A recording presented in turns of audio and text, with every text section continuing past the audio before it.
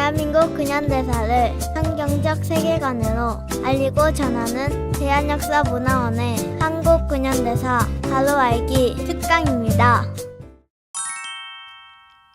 이번 시간은 조선에 온 선교사 두 번째 이야기로 조선에 없던 새로운 교육으로 자유를 선포하고 조선 백성을 계몽한 선교사들의 사역을 소개하겠습니다. 우선 조선의 교육이 어땠는지 살펴봐야겠죠? 조선시대의 교육은 주로 서당에서 이루어졌습니다.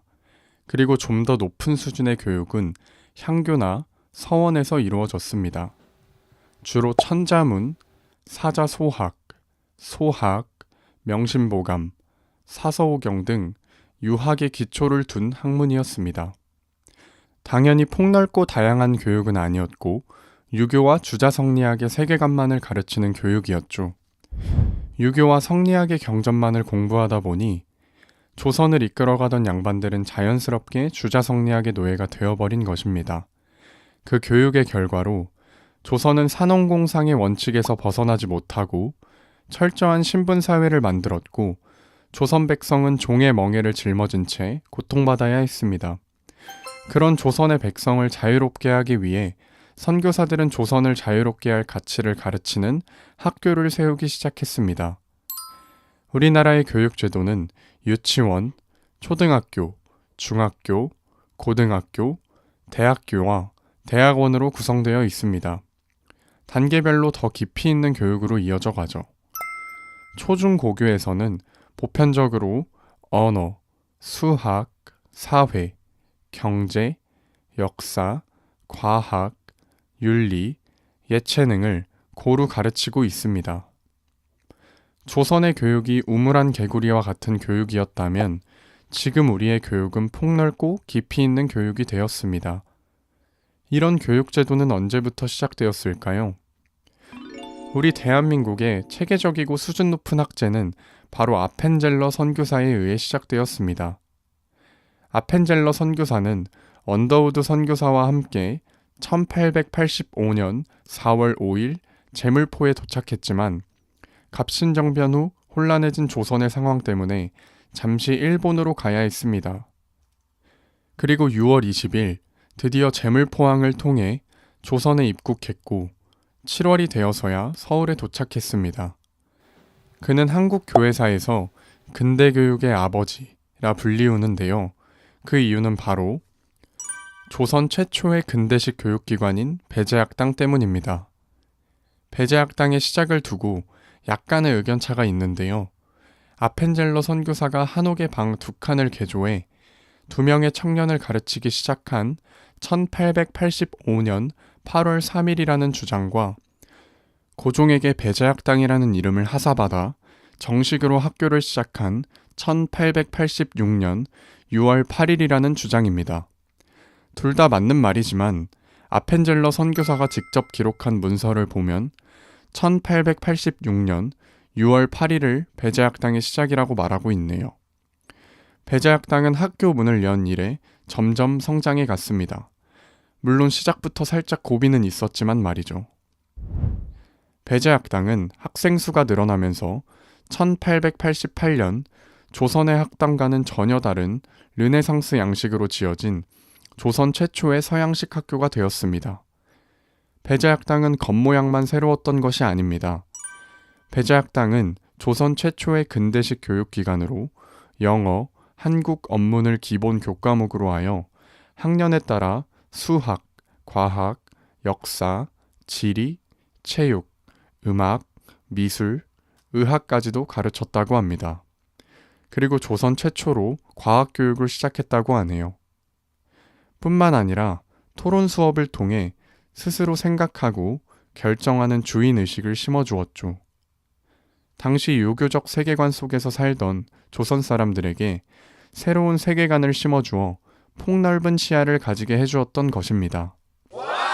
배제학당은 처음 한옥을 개조한 학교 시절부터 새 건물로 이사를 하고 학생들이 늘어날 때도 한결같은 교훈을 가지고 있었습니다.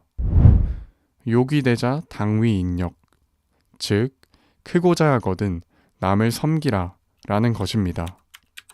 아펜젤러 선교사는 너희 중에 누구든지 크고자 하는 자는 너희를 섬기는 자가 되고 너희 중에 누구든지 으뜸이 되고자 하는 자는 너희 종이 되어야 하리라. 인자가 온 것은 섬김을 받으려 함이 아니라 도리어 섬기려 하고 자기 목숨을 많은 사람의 대속물로 주려 함이니라. 라는 마태복음 20장 26절에서 28절의 성경 말씀에 기초하여 하나님과 조선을 위해 헌신할 인재를 길러내고자 했습니다. 배제학당은 통역관을 양성하거나 학교의 일군을 양성하려는 것이 아닌 자유의 교육을 받은 사람을 배출하는데 그 목적이 있었습니다. 배제학당을 통해 자유를 깨닫고 그 자유를 누리며 더 나아가 자유를 확산하는 인재를 양성하는 것. 즉 배제학당의 존재 목적은 조선의 자유였던 것입니다. 조선의 자유를 위해 세워진 배제학당을 통해 실제로 조선의 자유를 위해 헌신한 수많은 사람이 배출되었습니다. 그중 한 사람이 대한민국의 건국 대통령 이승만 박사입니다. 그는 1895년 4월 5일 배제학당에 입학해서 자유와 민주주의의 놀라운 가치를 깨달으며 대한민국 건국 대통령이 되었죠. 같은 해 배제학당의 교사진으로 합류한 서재필 박사는 자신이 미국에서 보고 느낀 자유와 민주주의를 배제학당 학생들에게 전달했죠. 그 외에도 우리나라 최초의 의학 박사 오긍선 선생님, 한글하면 떠오르는 인물 주시경 선생님, 헤아릴 수 없는 많은 인재가 배제학당을 통해 배출되어 대한민국의 기초를 놓은 건국의 아버지들이 되었습니다. 또 배제학당은 민족을 섬기는 공간이 되었습니다. 1889년 한글 활자를 주조해 성경을 인쇄하고 1896년 독립신문, 1897년 조선 그리스도인의 회보, 1898년 학생기관지 협성회보, 1898년 이승만 박사가 발행한 우리나라 최초 일간신문인 매일신문, 1892년에는 목각으로 철로역정을 인쇄하여 조선 사람들을 섬겼습니다. 배제학당은 아펜젤러 선교사가 1885년 4월 5일 제물포에서 올린 기도대로 조선 백성을 얽어맨 결박을 끊고 그들이 자유와 빛 가운데 살아가도록 헌신한 자유의 전당이었습니다. 우리나라 교육에 지대한 공헌을 한 여러 선교사 가운데 언더우드 선교사를 빼놓을 수 없습니다. 언더우드 선교사는 1885년 조선에 왔습니다. 사실 처음부터 조선에 오려던 것은 아닙니다. 그는 인도 선교사로 헌신하고 인도로 나갈 준비를 하던 중 선교부의 제안에 순종하여 조선에 온 것이죠. 조선으로 그의 목적지를 바꾸는 일은 결코 쉬운 일이 아니었습니다. 선교사를 죽이는 땅, 정세가 어지러워 안전을 보장받을 수 없는 땅, 질병이 창궐한 땅, 무엇보다 조선이 어떤 곳인지 제대로 된 정보도 없는 상태였기 때문입니다. 그런 이유로 언더우드 선교사는 평생을 함께하기로 약속한 약혼자와 파혼을 해야 했고 그동안 준비한 모든 것을 다 내려놓고 조선으로 온 것입니다. 정말 조선은 앞이 잘 보이지 않는 안개 속을 걸어가는 듯 했습니다. 언더우드 선교사는 미래가 보이지 않는 조선에 교육만이 조선의 미래를 열 수 있다는 확신을 가지게 되었습니다. 그러나 교육이 쉽게 진행될 리 없죠. 교육의 대상을 만날 수가 없었으니까요. 외국인 선교사가 근대식 교육을 위해 학생들을 모집하는 일은 어려운 일이었습니다. 외국인에 대한 격한 경계심과 의심 때문이었죠. 저 서양 사람들이 애를 데려다 살찌워서 피를 빨아먹는다더라. 아이들을 갈아서 사진 만드는 약으로 사용한다더라. 라고 하는 허무맹랑한 가짜 뉴스가 돌고 있었으니까요. 그래서 그가 내린 결론은 고아학교였습니다. 언더우드 선교사는 선교부에 편지를 보내 그의 사역을 알립니다. 우리가 사역을 즉시 시작하게 될 수 있고 조선을 위해 기독 청년들을 길러낼 수 있는 한 가지 방법이 있습니다. 서울의 고아가 되어 곤궁한 처지에 있는 집 없는 아이들, 사생아들이 대단히 많다는 사실에 저는 주목하고 있습니다. 그 아이들을 받아들여 옷을 입혀주고 음식을 먹여주며 진리의 길 안에서 훈련받을 수 있게 해줄 수 있을 것이고 구주를 사랑하도록 가르쳐 줄 수 있을 겁니다.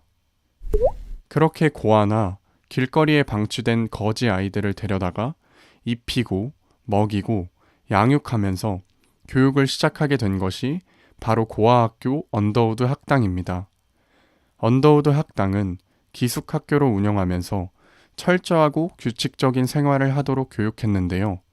새벽 3시 반에 일어나 자기 방을 청소하고 기도의 시간을 가지고 한문을 공부하고 시간표에 따라 여러 학과목을 교육하여 기독교 세계관을 가진 인재를 양성해냈습니다. 1891년 언더우드 선교사가 안식년을 가지게 되면서 사무엘 마펫 선교사가 언더우드 학당의 2대 교장이 됩니다. 마펫 선교사는 그 이름을 예수교 학당으로 바꾸고 조선의 복음을 전할 전도자 양성을 목표로 삼아 체계적인 수업을 이어나갔습니다. 1893년에는 밀러 선교사가 3대 교장이 되었고 학교의 이름을 민노아 학당으로 바꾸었는데요. 민노아는 밀러 선교사의 한국 이름입니다. 밀로아 학당이 되면서 학생 수가 훌쩍 성장을 하죠. 그러나 여러 어려움으로 1897년부터 3년간 학교의 문을 닫게 되었습니다. 하지만 1901년 제임스 게일 선교사가 학교를 연지동으로 옮기고 4대 교장으로 취임하면서 언더우드 선교사의 교육 정신을 이어 한국의 학생들이 새로운 배움을 통해 진리를 깨우치길 바라며 학교의 이름을 새로운 것을 깨우친다는 뜻의 경신학교로 바꾸고 오늘에까지 이어지고 있습니다. 경계와 의심이 가득했던 조선 땅에서 언더우드 선교사는 누구보다 조선과 조선 사람들을 사랑하며 교육을 통해 조선의 미래가 열리기를 바랬습니다. 언더우드 학당은 그런 그의 꿈을 이루는 첫 번째 단계였고 성공적으로 자리를 잡게 되었죠. 언더우드 선교사는 선교 20주년 회고문을 통해 이렇게 말합니다. 나는 오늘 우리 앞에 놓여있는 새 한국, 완전히 해방된 나라, 정치적, 지적, 영적으로 실정과 무지와 미신의 속박에서 완전히 해방된 나라, 곧 기독교 한국을 분명히 볼 수 있다고 생각합니다. 나는 미래에 모든 읍과 마을에 세워진 학교에서 가르치는 공동체 정신을 가진 기독교 교사들을 보며 모든 대도시에 세워진 중고등학교들, 의과대학과 간호학교, 모든 도시에 자급하는 병원들, 효율적인 본토인 여자 전도인들, 성경 교사들, 고통당하는 자를 돌보고 죽어가는 자에게 빛과 위안을 주는 여자 집사들, 그리고 전국 방방곡곡에 그리스도의 사랑을 실제로 보여주는 자비의 기관들을 봅니다. 나는 기독교 가정, 기독교 마을, 기독교 통치자들, 기독교 정부에 대한 비전을 갖게 됩니다. 언더우드 선교사의 그 간절한 바램대로 지금 대한민국은 정치적, 지적, 영적으로 실정과 무지와 모든 속박에서 완전히 해방되었습니다.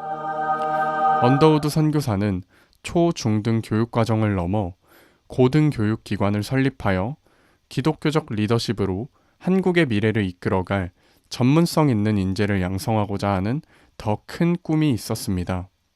바로 종합대학을 설립하는 것이었습니다.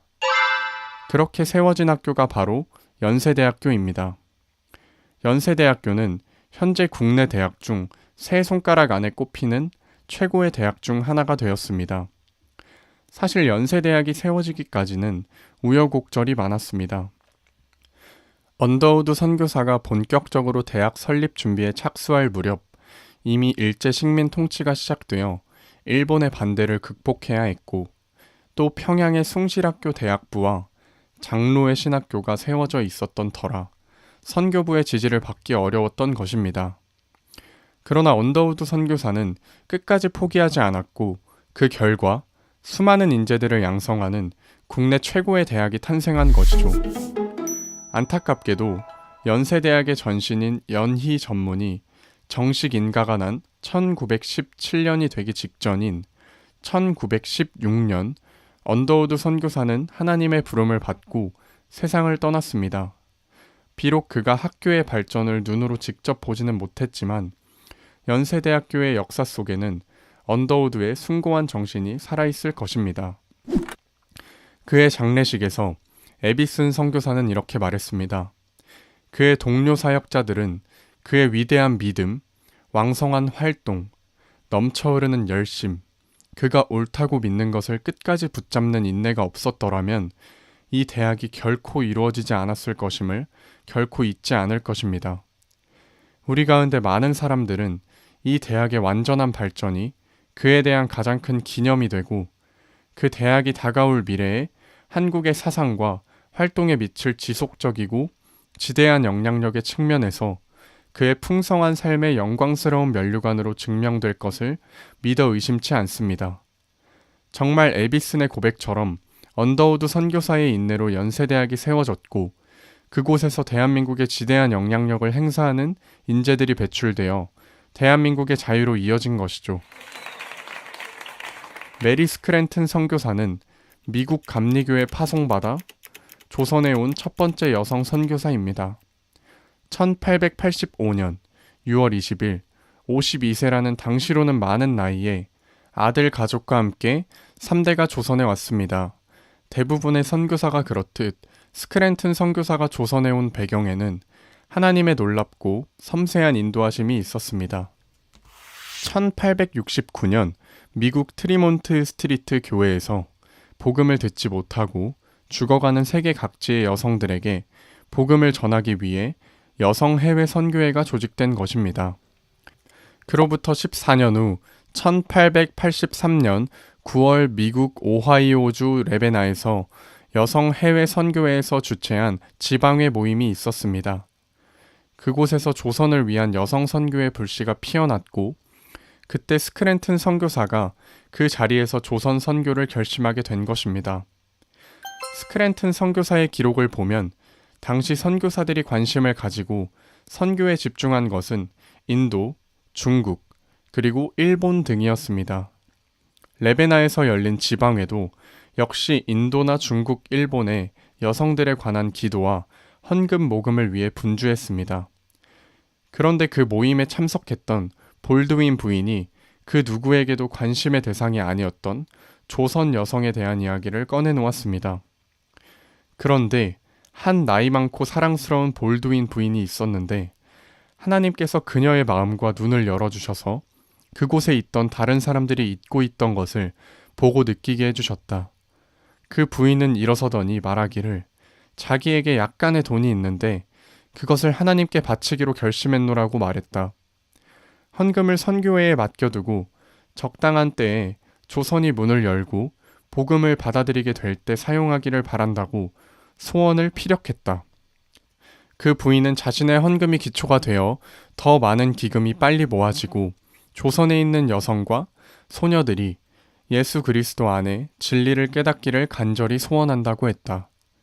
바로 이때부터 이 어두운 땅, 조선을 위한 기도가 하늘에 들여지기 시작했다. 그날 볼드윈 부인과의 만남이 스크랜튼을 인생을 바꿔버린 것이죠. 하나님께서는 3종 지도의 멍에를 쓰고 살던 조선 여성에게 자유를 주시기 위해 여성 해외 선교회를 일으키셨고 14년 후 볼드윈 부인과 스크랜튼 선교사를 레베나에 부르셔서 볼드윈 부인의 입술의 고백을 들은 스크랜튼 선교사의 마음에 조선 여성을 구해야 한다는 놀라운 구령의 열정을 심어주셨고 그리고 1년 후 스크랜튼은 1884년 10월 25일 조선 여성을 위한 선교사로 임명되고 이듬해 1885년 2월 미국을 떠나 1885년 6월 20일 마침내 조선 여성에게 자유를 전하기 위해 조선 땅에 들어온 것입니다. 스크랜튼 선교사는 16차 해외 여성 선교회 연례 보고서에 조선 선교사로 나가는 결연한 믿음의 각오를 말하고 있습니다. 사람의 생각으로 보면 우리 모두는 안전하지 않다는 것을 안다. 그러나 나는 두려움이 없다. 왜냐하면 하나님의 약속이 사람의 생각보다 더 높다고 믿기 때문이다. 우리는 가능한 빨리 조선에서 사역할 수 있도록 준비하고 모든 계획을 세우고 있다. 아무리 위험해도 주님이 주신 마음, 구원을 위한 사명을 감당하는 것을 포기하지 않겠다는 이야기입니다. 하나님이 명령하신 것이니까요. 하나님의 명령은 바로 조선 여성의 자유였습니다. 그렇게 조선 여성의 자유를 위해 세워진 학교가 이화학당입니다. 학당을 열었지만 학생을 모집하는 데는 큰 어려움이 있었습니다. 당시 서양인들이 아이들을 잡아먹는다거나 아이들을 미국으로 팔아버린다거나 하는 거짓 소문이 파다있기 때문에 자녀들을 서양 선교사가 운영하는 학당에 보낼 수 없었던 것이죠. 그런 와중에 찾아온 이화학당의 네 번째 학생이 나중에 조선 최초의 여의사가 되는 박에스더, 본명은 박점동이었습니다. 외국 선교사들에 대한 소문이 얼마나 엄청났는지 박에스더 선생의 고백을 들으면 웃음이 나기도 합니다. 내가 10살 때 스크랜튼 부인을 만나러 가게 되었다. 매우 추운 날씨여서 부인이 나를 난로 가까이 오라고 했는데 나는 부인이 나를 난로에 잡아넣어 태워버릴 것만 같아 두려웠다. 이렇게 학생을 모집하기 힘든 상황이 해결되는 사건이 일어났습니다. 1887년 2월 고종이 이화학당이라는 이름을 하사한 것이죠. 백꽃같이 순결하고 아름답고 향기로운 열매를 맺으라. 그 후로 조선의 많은 여성들이 이화학당으로 몰려왔다고 합니다. 이화학당은 조선 사람들을 선교사들의 틀에 맞추려고 만든 학교가 아니었습니다. 오직 더 나은 한국 사람이 되기를, 더 나아가 한국의 모든 것에 긍지를 가지게 되는 때가 오기를 바랬고 완전한 한국을 만드는데 소망이 있다고 밝히고 있습니다. 이화학당은 조선 여성에게 자유를 찾아주는 교육의 사명을 포기하지 않았고 점점 더 발전을 이루며 완전한 한국을 만드는 수많은 여성들을 배출하게 된 것입니다. 그중 한 사람이 바로 3.1운동의 주역이었던 유관순 열사입니다.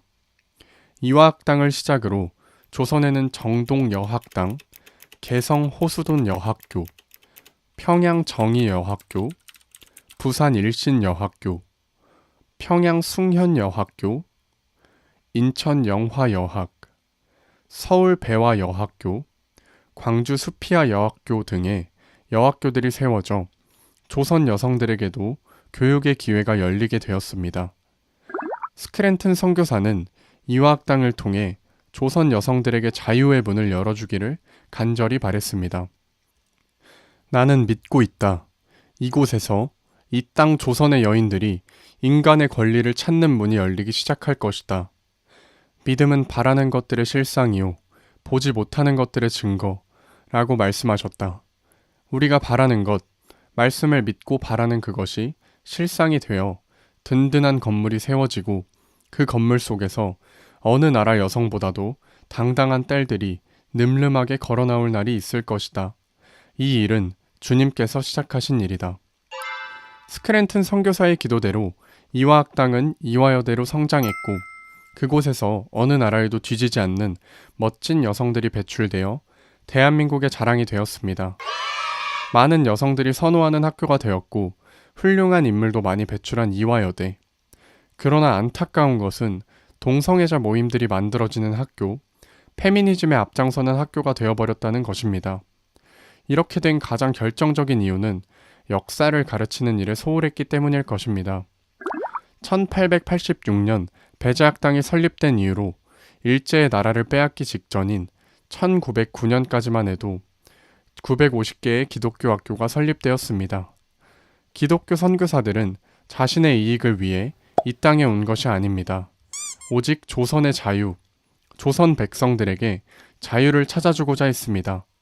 대한민국의 건국 뒤에는 기독교 학교들의 놀라운 가르침이 밑거름이 되었다는 것을 그 누구도 부정할 수 없을 것입니다. 그리고 이제 우리는 자유를 선물한 그 고귀한 희생에 감사해야겠습니다. 감사합니다.